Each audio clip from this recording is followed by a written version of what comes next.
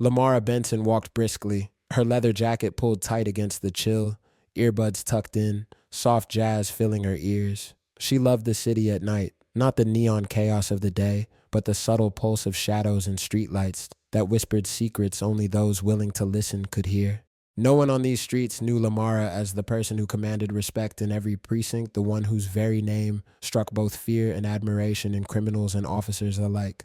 Tonight, she was just another pedestrian, blending into the anonymity that the night granted. She was exhausted from the long hours at the department, a mixture of adrenaline from a recent bust and the lingering weariness of paperwork that never seemed to end.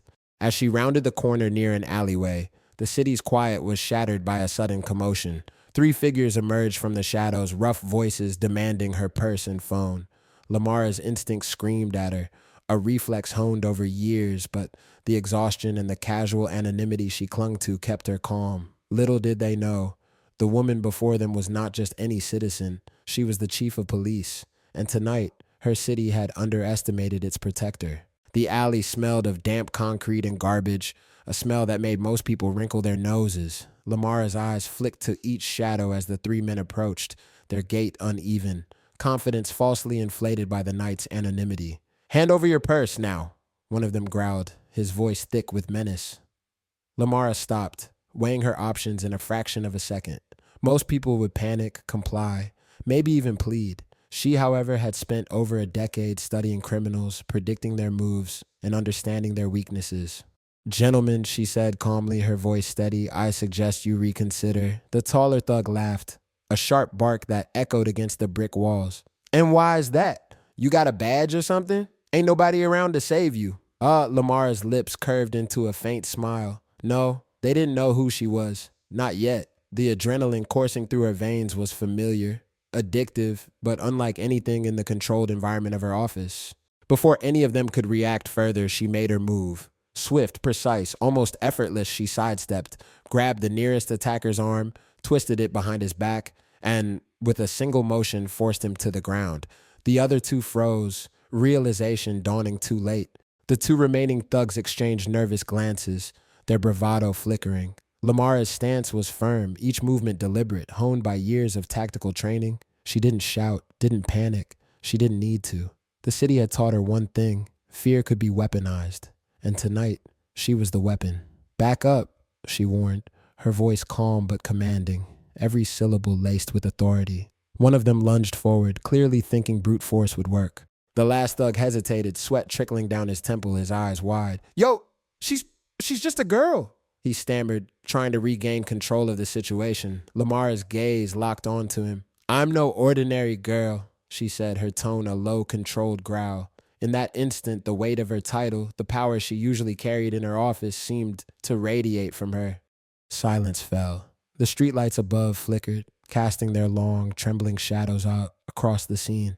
Lamara's breathing was steady, controlled, but her mind was already analyzing the next moves. She could call this in, let the squad clean up the mess, but sometimes immediate lessons were more effective than paperwork. The thugs, beaten, not just physically, but psychologically, began to retreat, stumbling back into the shadows that had once shielded them. As the alley quieted again, Lamara straightened, pulling her jacket tighter. To anyone who might have been watching from a distance, she was just a woman, walking home after a long day. But she carried an invisible crown tonight, one that her city would soon learn to respect, even if she hadn't announced it. By the time Lamara reached home, the adrenaline had faded, replaced by a slow-burning anger that pulsed beneath her calm exterior. She lived alone in a modest brownstone on the east side of Westbrook. Nothing too extravagant, though she could afford more. Her office walls at the precinct were covered in commendations, citations, and plaques, recognizing her years of service. But tonight, none of that mattered. She dropped her keys on the counter and poured herself a glass of water. The reflection staring back at her from the kitchen window wasn't. "Chief, sorry for the late call." Jensen's voice came through, tired but alert. "We just got a report. 3 men jumped someone near Ridge Alley. They ran but left behind a knife and some blood on the scene. You want us to investigate?" Lamara's lips curved into a faint smile. "No need," she said quietly. "I'll handle it personally." There was a pause. "You sure, Chief?" It sounded, "I'm sure." She hung up, leaning against the counter, Her instincts told her this wasn't random. Westbrook's crime wave had been building for months.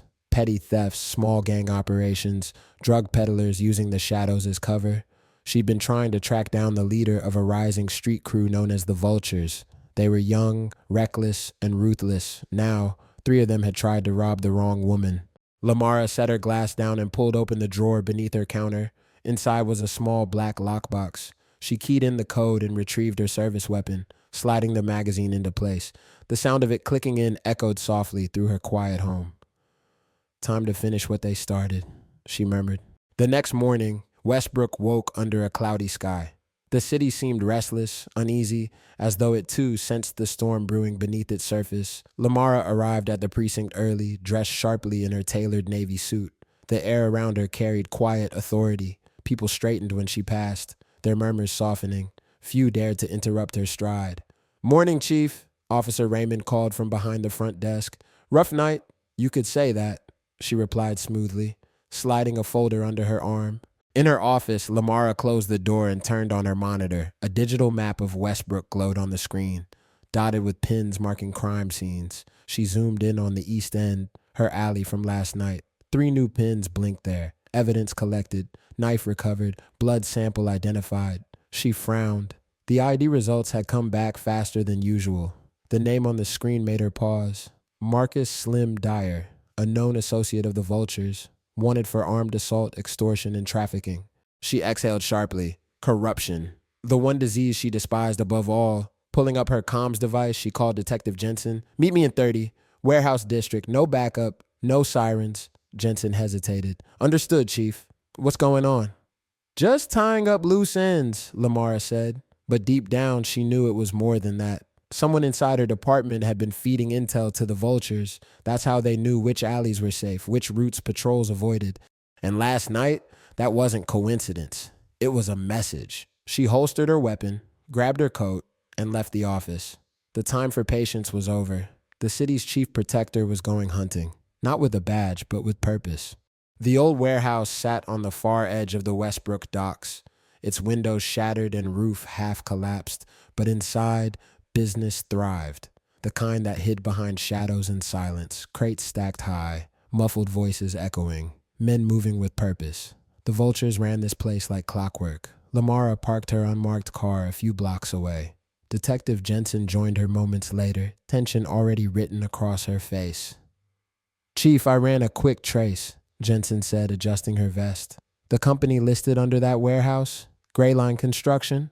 "Deputy Chief Warren." That name hit like a gut punch. Warren had been her second in command for 3 years. Loyal, disciplined, and supposedly incorruptible. Lamara clenched her jaw. "Then this goes deeper than I thought." They approached the warehouse quietly, moving between the rusted shipping containers. The faint stench of oil and gunpowder hung heavy in the air. Inside, through the gaps in the wall, Lamara saw the thugs from last night, bruised, shaken, arguing with a man in a dark trench coat. "You told me she was just some lady," the leader shouted, nursing a swollen wrist. The man in the coat slapped him hard across the face. "You idiot! That lady is Lamara Benson, chief of police." She stepped out of the shadows, gun drawn, voice firm. "Then you should have done your research before picking your target." Chaos erupted. Men scrambled for cover, weapons raised. Lamara fired first, not to kill, but to control. Bullets hit metal beams. Sparks flew. Jensen ducked behind a crate, returning fire. The warehouse turned into a symphony of violence echoing through the docks. One of the thugs lunged toward Lamara, swinging a crowbar. She dodged, struck his wrist with surgical precision, disarming him instantly. When the smoke cleared, Lamara strode toward the man in the trench coat, now crouched behind a crate. She pressed her gun to his temple. "You're going to tell me everything," she said coldly. He smirked. "You think you scare me, Chief?" "No," Lamara replied, lowering her gun. "But the system you built does, and I'm about to burn it down." She leaned forward, her tone low. "No, you're scared because you finally picked the wrong target." He smirked again, but the sweat on his temples betrayed him. "You got no idea what you're up against, Chief. This city, it doesn't belong to you anymore." Before Lamara could respond, Detective Jensen entered, holding a folder. "Chief, we pulled Victor's phone records." She slid the folder across the table. Victor smiled. the victory in his eyes unmistakable. Told you. Your people ain't clean. He runs things from the inside. The vultures don't move without his word. Lamara's stomach twisted. Warren, her friend, her confidant, the man she'd trusted through every storm. Her mind replayed moments, the delayed reports, the suspicious case closures, the unexplained budget cuts. Signs she'd brushed aside. She turned sharply. "Get him in here," she ordered. "You tell me," Lamara snapped, slamming the folder on the table. "You've been feeding intel to street gangs, using city contracts to launder money? Were you behind last night's ambush?" Warren's calm facade cracked. "You don't understand, Lamara. The system's broken. I was fixing it in my own way. You arrest 100 of them, 1,000, and they still come back. I gave them structure, rules. At least now I know where the evil is." She stepped closer, eyes blazing. "Then tonight, you'll learn what real fear looks like. The kind that comes from consequences." She nodded to Jensen. "Take him in." As officers escorted Warren away, Lamara felt the ache of betrayal cut deep. She'd spent years cleaning Westbrook streets, building trust in a city that didn't trust easily. And now, her own second in command had torn that foundation apart. Rain fell over Westbrook that night, washing the city in streaks of silver under the flickering streetlights. The storm matched Lamara's mood, furious, unrelenting, and cleansing. She stood on the rooftop of the precinct, her gaze fixed on the skyline. Somewhere out there, the remnants of the vultures were regrouping. Victor Hale had confessed under pressure, giving up locations, contacts, and financial routes that led to one final operation, a massive weapons shipment meant to flood the streets by morning. And Lamara wasn't going to wait for dawn. As they neared the shipping yard, movement flickered under the high floodlights. Dozens of armed men surrounded the containers. In the center stood the new leader of the vultures, a scarred man named Rico Velez. Ruthless, calculating, and freshly promoted after Victor's arrest. Lamara signaled her team. "No casualties unless necessary," she whispered. "We take them alive. We end this clean." But the ambush was waiting. Rico's voice echoed through a megaphone. "Chief Benson, you should have stayed in your office. This city belongs to us." Lamara reloaded, eyes hard. "Not tonight." With a burst of movement, she sprinted forward through the rain, sliding behind a truck for cover. Her shot took out the megaphone from Rico's hand. He roared, firing wildly, but Lamara was already moving. Years of field experience guided her. Every step measured, every breath controlled. When Rico lunged at her from behind, Lamara caught his arm mid-swing, slammed him against the wall, and pressed her gun against his chest. "You think chaos gives you power?" she said coldly. "It doesn't. It gives you a grave." Rico struggled, but Lamara's grip didn't falter. The tactical unit stormed in, weapons raised. In seconds, the fight was over. As officers cuffed Rico and his men, Lamara stepped out into the rain, breathing heavily, her heart pounding. "No," she said, "it's just beginning."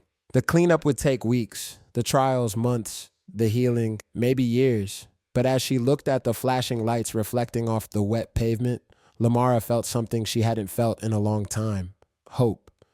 She had faced the city's darkness and lived to tell the tale. She had been a victim, a warrior, and a leader all in one night. Her city, no, her kingdom, was safe.